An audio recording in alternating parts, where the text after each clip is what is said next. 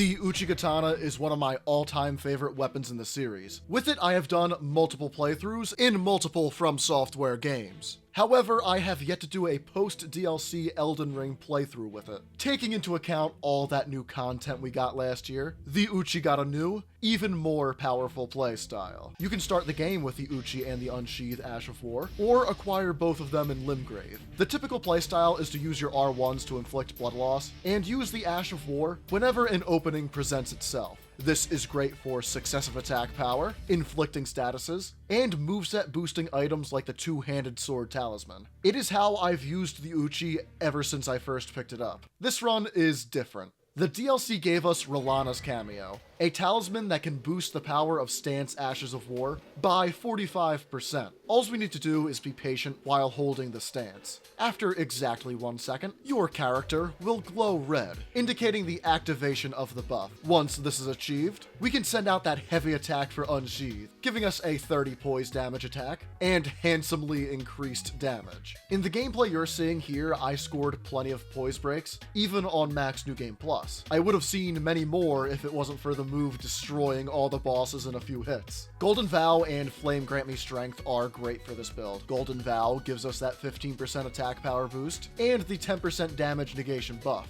Rolana's cameo takes a full second to activate, so getting hit while waiting for it is not out of the realm of possibility.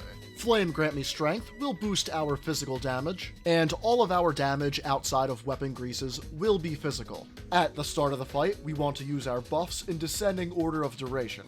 First we have the Flask, then Golden Vow, the Weapon Grease, and lastly, Flame Grant Me Strength. The main colors on my character were blue and red, so I found that Royal Magic Grease and Mesmer Fire Grease complemented the look best. In contrast to a typical katana build, we want to play more passively and wait for those bigger attack windows. That's not to say we should never use your light and heavy attacks, but it is more DPS efficient to attack with the Ash of War. If you have a great familiarity with the boss fights, you'll be able to use the heavy Unsheathed attack often. For the cost of only 15 FP, only a couple blue flasks will be required. If you feel as though you'll need more, why not put a few Starlight Shards to use? I understand they are limited in their quantities, but let's be real here.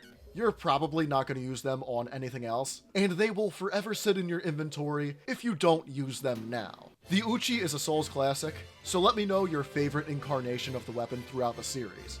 My pick easily goes to Dark Souls 3, where the heavy follow-up for the weapon art was a parry instead of a different attack. I will eternally be disappointed that this is not the version we got in Elden Ring.